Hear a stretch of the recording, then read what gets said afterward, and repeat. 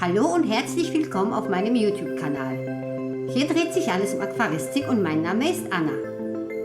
Heute möchte ich euch über meine Erfolge und Misserfolge bei der Wasserflohzucht berichten und euch einen kleinen Trick verraten, wie ich meine Wasserflöhe ernte und euch zeigen, wie meine Wasserflöhe aufs Wort hören. Wenn euch das interessiert, bleibt dran!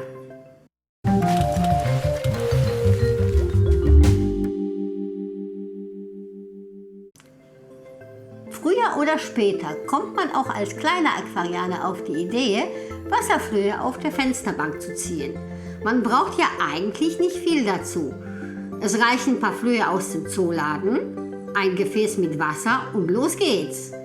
Das habe ich mir auch gedacht und meinen ersten Versuch ebenso gestartet.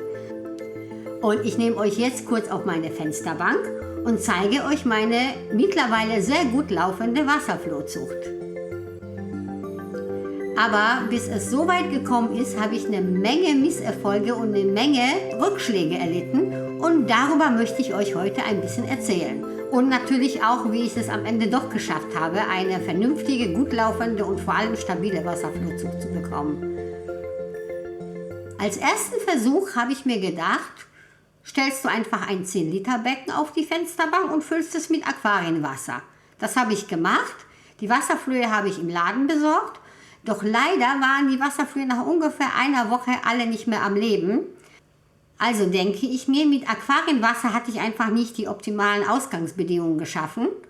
Oh no! Der nächste Versuch sollte mit Leitungswasser stattfinden. Also habe ich wieder einen Beutel Wasserflöhe im Laden geholt und diesmal frisches Leitungswasser eingesetzt.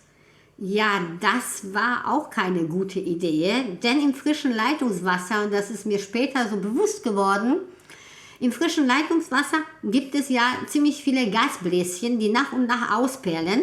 Und es kann ja sein, dass beim Ausperlen sich diese Gasbläschen auf dem ganzen Körper der Wasserflöhe festsetzen und diese Wasserflöhe so nicht mehr atmen können und eben elendig zugrunde gehen.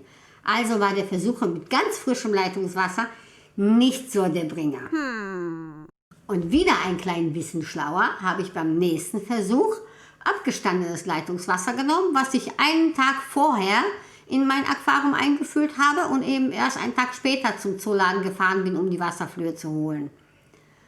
Und dann habe ich sie schön mit Temperatur angepasst, eingesetzt und ich hatte ziemlich wenige Ausfälle.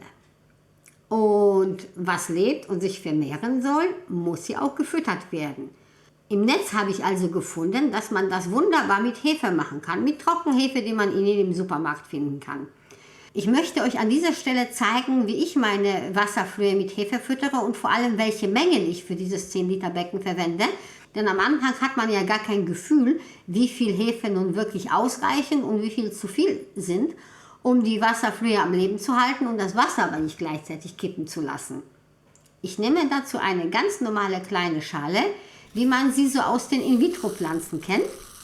Die fülle ich ein bisschen mit Trockenhefe, lasse da Wasser einlaufen, lasse das ein bisschen stehen, damit sich die Hefe ein bisschen mehr auflöst, schwenke das ein paar Mal, bis ich eine milchige Suspension habe und kippe das Gesamte in mein Wasserflohbecken.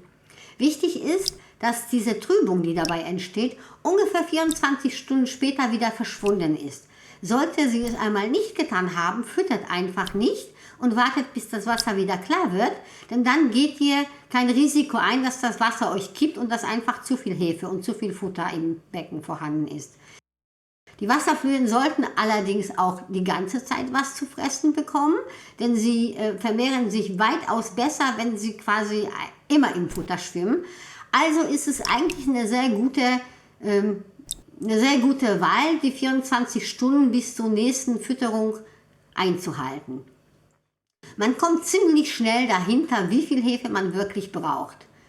Aber sind die Wasserflöhe auf meiner Fensterbank wirklich aus dem ersten Versuch?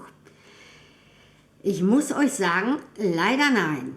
Denn der ganze Versuch lief einen Monat wunderbar. Ich habe mich schon gefreut und habe schon meine Hände gerieben und wollte tatsächlich anfangen, meine Wasserflöhe an die Fische zu verfüttern.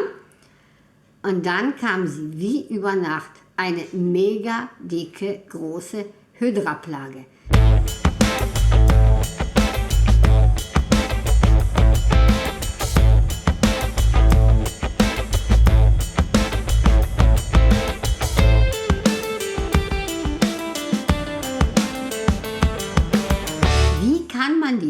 aus einer Wasserflohzucht loswerden.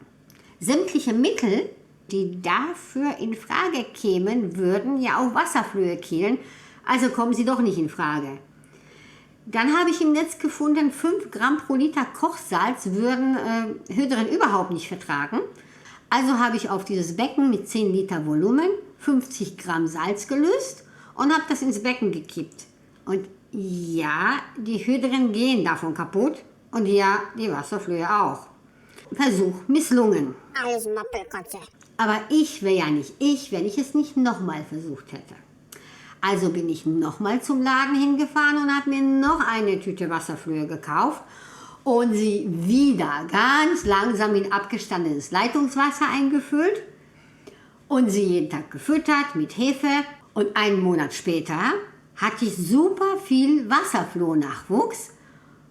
Und leider waren die Wasserflöhe mit irgendwelchen komischen weißen Pünktchen befallen, die irgendwie den ganzen Körper der Wasserflöhe bedeckt haben. Sowas wie Parasiten oder wie Pocken oder wie Schimmel sah das aus. Ich habe es ehrlich gesagt nicht unter dem Mikroskop begutachtet, also kann ich euch nicht sagen, was es war.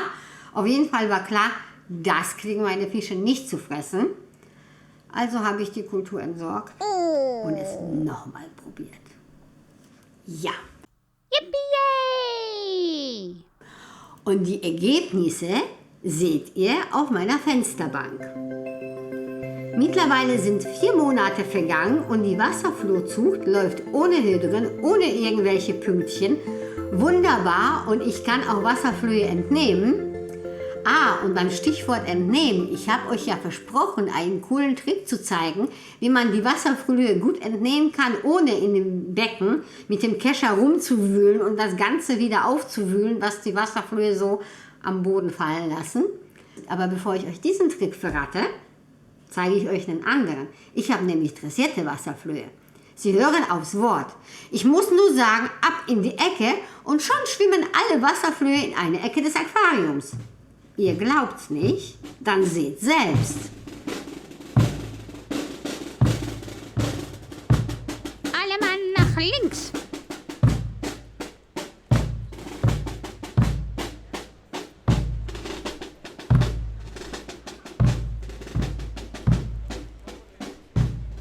Ja, ihr habt recht, die hören nicht aufs Wort, die hören aufs Licht.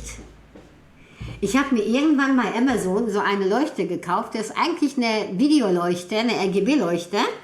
Und weil ich so gerne Makros filme, habe ich mir gedacht, diese Leuchte ist ja so schön und eigentlich stark genug, um da vielleicht gutes Licht für meine Makros zu bekommen.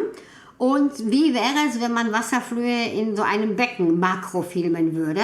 Das habe ich versucht. Und dann habe ich angefangen, mit den Farben zu spielen. Und diese Leuchte hat ein total cooles blaues Licht, das zeige ich euch hier an meinem Gesicht. Und auf dieses blaue Licht stehen die Wasserflöhe total. Wenn man das Licht nämlich ans Aquarium hält, dann kommen sie wie magisch angezogen in diese Ecke. Und jetzt kommt der Trick, wie ich sie mit diesem Licht ernten kann. Ich nutze dazu eine ganz normale 5 Milliliter Pipette, die habe ich mir irgendwann mal bei einem Meerwasser-Aquaristikladen gekauft. Wahrscheinlich gibt es die aber auch auf Amazon. Und wenn die Wasserflöhe sich an der Scheibe gesammelt haben, ziehe ich einfach die Pipette auf und habe ziemlich viele Wasserflöhe drin. Die jage ich dann noch im selben Becken über einen Artemienfilter, denn ich möchte diese ganz kleinen Wasserflöhe ja eigentlich noch behalten, damit sie weiter wachsen und sich vermehren. Und die großen habe ich dann in dem Sieb und verfüttere sie dann an meine Fische. Ich beobachte meine Wasserflöhe sehr gerne und dazu habe ich mir irgendwann mal so eine Lupe aus dem Baumarkt gekauft und ich kann jedem von euch empfehlen, sich auch so eine oder ähnliche Lupe zuzulegen, denn es macht unheimlich Spaß, diese Tiere zu beobachten und es ist viel besser als ein gedrehtes Video. Denn im gedrehten Video habt ihr ja gesehen, die Tiere sind nicht immer alle scharf. Das kann die Kamera auch gar nicht leisten, denn die Tiere zucken ja hin und her und A ist der Autofokus nicht so schnell, zumal der Autofokus ja auf das menschliche Auge ausgerichtet ist oder auf Gesichter erkennen. Und weil die Tiefenschärfe bei den Aufnahmen so winzig gering ist, weil ich so nah dran gegangen bin, ist es so, dass wenn die Wasserflöhe hin und her zappeln, sie natürlich sehr schnell aus der Fokusebene rausfallen. Aber euer Auge ist da um Vielfaches besser als eine Kamera. Und in so einer Lupe könnt ihr euch das Erlebnis nochmal selbst ins Haus holen und ihr werdet garantiert immer alles scharf sehen. So, bin mit meinem Video am Ende. Ich hoffe, es hat euch gefallen und ich hoffe, ihr konntet einige Tipps und Tricks mitnehmen und traut euch jetzt auch eine Wasserflugzucht auf der Fensterbank zu starten. Und wenn ihr beim ersten Mal keinen Erfolg habt, macht doch weiter, startet einen zweiten Versuch und einen dritten und einen vierten und irgendwann wird es euch gelingen, genauso wie es mir gelungen ist. Und wenn euch das Video gefallen hat, würde ich mich über einen Daumen nach oben freuen. Wenn es euch nicht gefallen hat, haut zweimal auf den Daumen nach unten drauf und hinterlasst gerne auch ein Abo da und gerne auch einen Kommentar. Ich freue mich unheimlich darüber. In dem Sinne sage ich, bleibt gesund und bis zum nächsten Mal.